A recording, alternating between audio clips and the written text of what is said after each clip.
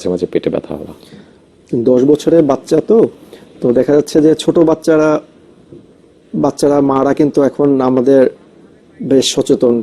মানে বাচ্চারা শুকনা থাকলে বাচ্চাদের মানে যে একটা টেনশন থাকে সবসময় মা বাবারা।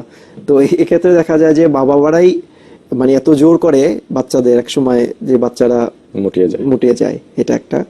আর একটা যেটা হচ্ছে যে আমার ধারণা যে বাচ্চা ও যে বলছেন যে বাচ্চা খেতে পছন্দ করে, তো এই ক্ষেত্রে সাধারণত দেখা যায় যে বাইরে চিপস, বাইরের খাবার, ফাস্ট ফুড এইসব আইটেমগুলো বেশি খায় এবং মোটা হওয়ার জন্য এটাই কিন্তু মেইন ফ্যাক্টর। যে দেখা যায় যে বাচ্চারা ইদানিং খুব ফাস্ট ফুডের উপর তাদের আসক্ত।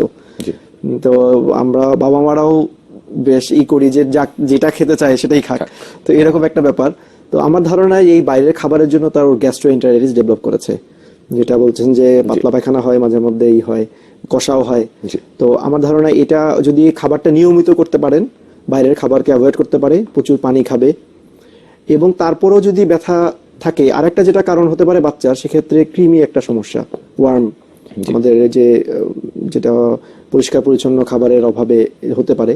তো সেক্ষেত্রে যদি কৃমির যে নিয়মিত ওষুধ খাওয়ানো সেটাও হয়তো বা অনেক সময় খায় না, সেটাও কিন্তু পেটে ব্যথা হতে পারে। তো এটা যে বিষয়টা হচ্ছে যে খুব আশঙ্কা করার মতো বা ভয় পাওয়ার মতো আসলে কোনো কারণ আমার মনে হচ্ছে না এরকম কোনো কারণ আছে।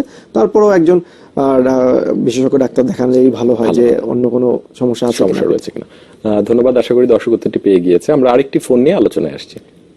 জি দর্শক, পরিচয় দিয়ে আপনার প্রশ্নটি করুন। হ্যালো, আসসালামু আলাইকুম। ওয়ালাইকুম আসসালাম। আমি রাশেদা মালিবাগ থেকে বলতেছি।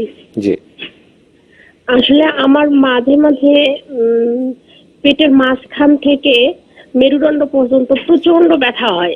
ব্যথাটাই 10 মিনিট স্থায়ী থাকে, আবার চলে যায়। এরকম দেখা যায় যে 2-1 দিন পর পর ব্যথাটা ওঠে।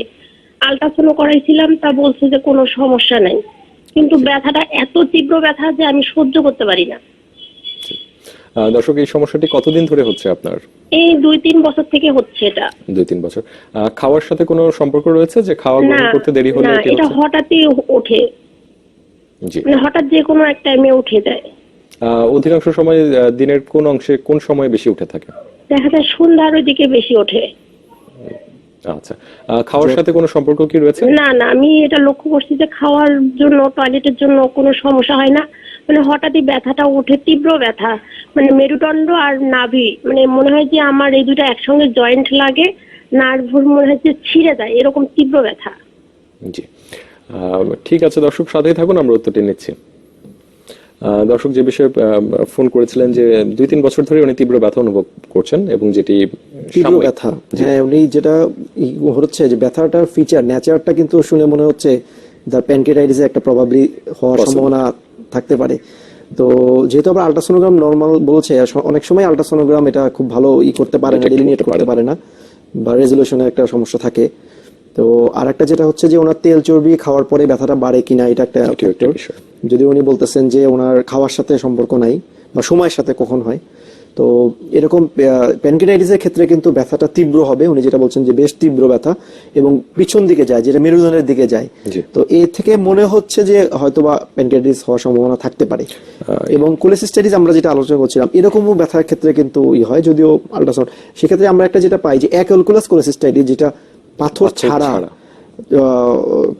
ইনফ্লামেশন থাকে গল ব্লাডারে, তো সেক্ষেত্রেও কিন্তু এরকম ব্যথা হতে পারে। সেই ক্ষেত্রে আসলে একটু ডিটেইল ইভালুয়েশনের প্রয়োজন। সেক্ষেত্রে উনি বাওয়েল কিরকম মুভ করে, মানে উনি বলছিলেন যে টয়লেটটা ঠিকই আছে, সেক্ষেত্রে আমার ধারণা যে এটা একটু ওই যে আমরা যেটা সিরাম অ্যামাইলেস বলি প্যানক্রিয়াটাইটিসের, কিছু ব্লাড টেস্ট এবং প্রয়োজন হলে সিটি স্ক্যান, অ্যাবডোমেন, এগুলোর প্রয়োজন হতে পারে। জি, ধন্যবাদ, আশা করি দর্শক উত্তরটি পেয়ে গিয়েছে। এই প্রশ্নের উত্তর থেকে আমরা আপনার কাছ থেকে শুনছিলাম যে প্যানক্রিয়াটাইটিস এই বিষয়ে আপনি বলছিলেন, এই বিষয়টি কি একটু সংক্ষেপে আমাদের বুঝিয়ে বলুন। আসলে প্যানক্রিয়াটাইটিস আমাদের একটা গ্ল্যান্ড, যেখান থেকে আমাদের যে খাবার খাই আমরা, তার যে হজম করার জন্য যে এনজাইম লাগে সেগুলো সিক্রেট করে, এবং কিছু হরমোনও আসে, যেমন আমরা ইনসুলিন বলি, এইগুলো এরাও সিক্রেশন করে প্যানক্রিয়াস। তো এটা আমাদের খুব ভাইটাল একটা অর্গান, এবং এটা থাকে কিন্তু এই যে পিছন দিকে, আমাদের পেটের পিছন দিকে থাকে। তো যার কারণে এটার ইনফেকশন থেকেই সাধারণত এটা প্যানক্রিয়াটাইটিস আমরা বলি। তো এটার মেইন কজ যদি আমরা চিন্তা করি আমাদের দেশের হিসাবে, তাহলে সেক্ষেত্রে দেখা যায় যে গল স্টোন, এই যে আমরা যেটা গল স্টোন বলছিলাম, স্টোনটা যেখানে যদি নিচের দিকে নেমে যায় এবং তখন প্যানক্রিয়াটিক যে একটা নালী আছে সেই নালী বন্ধ করে দেয়, তখন ওর মধ্যে ইনফেকশন হয়, এবং প্যানক্রিয়াটিসের প্রদাহ হয়ে প্যানক্রিয়াটিস প্রদাহ প্যানক্রিয়াটিস হতে পারে। জি, আরেকটা আছে যে আমাদের আরেকটা, আমরা যদিও এখন সিভিলাইজ হিসেবে আমরা অ্যালকোহলেও বেশ আমাদের কিছু পার্সেন্টেজ আমরা পাই যারা অ্যালকোহলে জনিত কারণে অ্যালকোহলের জন্য প্যানক্রিয়াটিস হতে পারে। জি জি। প্যানক্রিয়াটিস হলে সেই ক্ষেত্রে চিকিৎসা কিভাবে করা হয়ে থাকে একেবারে সংক্ষেপে আপনার কাছ থেকে আমরা জানবো। সাধারণত আমরা প্যানক্রিয়াটিস অ্যাকিউট, যেরকম যদি তীব্র ব্যথা, প্রথম ব্যথা হলো, জি, যে খুব অল্প সময় হিস্ট্রি, তাহলে অ্যাকিউট প্যানক্রিয়াটিস হিসেবে চিন্তা করি আমরা।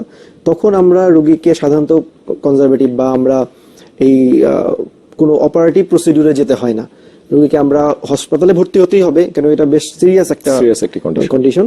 তো সেক্ষেত্রে হাসপাতালে ভর্তি করার পর আমরা রোগীকে মুখে খেতে দিই না, আমরা শিরা দিয়ে তাকে ফ্লুইড, ইলেকট্রোলাইটস এগুলো কারেকশন করি। তার সাথে ব্যথার বেশ ভালো ব্যথা ওষুধ দিতে হয় ক্ষেত্রে তীব্র ব্যথা হয়। এছাড়াও আমরা যদি ওই যে গলস্টোন যেটা আমরা বলছিলাম, যে ব্যথা কমে যাওয়ার পরে আমরা যে কারণ যদি মনে করি যে অ্যালকোহল, এটা তাকে নিষেধ করতে হবে যে অ্যালকোহল সে খাবে না কখনো, এবং তার সাথে যদি গলস্টোন থাকে তাহলে সেটাকে কোলেসিস্টেক্টমি অপারেশন করে নিতে হবে। আমরা আমাদের আয়োজনের একেবারেই শেষ পর্যায়ে পৌঁছে গিয়েছি। শেষে আমাদের দর্শকদের উদ্দেশ্যে আপনার কি বার্তা রয়েছে আজকের বিষয় নিয়ে? দর্শকদের জন্য আমি যেটা বলতে চাই যে আসলে আমরা অনেক সময় আমরা পেটের ব্যথাকে গুরুত্ব দিই না, যে মনে করি যে এটা গ্যাস্ট্রিকের সমস্যা বা অন্য কোনো সাধারণ সমস্যা, ভালো হয়ে যাবে। তো আমরা ইদানিং আমাদের যে প্র্যাকটিসে আমরা দেখি যে বেশ জটিল সমস্যাই ইদানিং কিন্তু ধরা পড়ে। তো রুগীদেরকে অবশ্যই ব্যথা হলে এটা গুরুত্ব দিতে হবে, এবং এটা আর্লি, যত তাড়াতাড়ি তার এই রোগটা ধরা পড়বে এবং এর চিকিৎসা হবে ততই তার জন্য মঙ্গল। তো এই জন্য তাদেরকে অবশ্যই হাসপাতালে এসে মানে চিকিৎসা এবং তার সাথে সঠিক রোগ নির্ণয় করে চিকিৎসা করাটাই জরুরি। জি, ধন্যবাদ, আপনি এত ব্যস্ততার ভিতরে আমাদের সময় দিয়েছেন সেই জন্য ধন্যবাদ, এবং এসিটিভিকেও ধন্যবাদ। জি, ধন্যবাদ। দর্শক, আজ এখানেই শেষ করতে হচ্ছে, সামনের দিন অন্য কোনো বিষয় নিয়ে কথা হবে। সে পর্যন্ত সবাই ভালো থাকুন, সুস্থ থাকুন। ধন্যবাদ।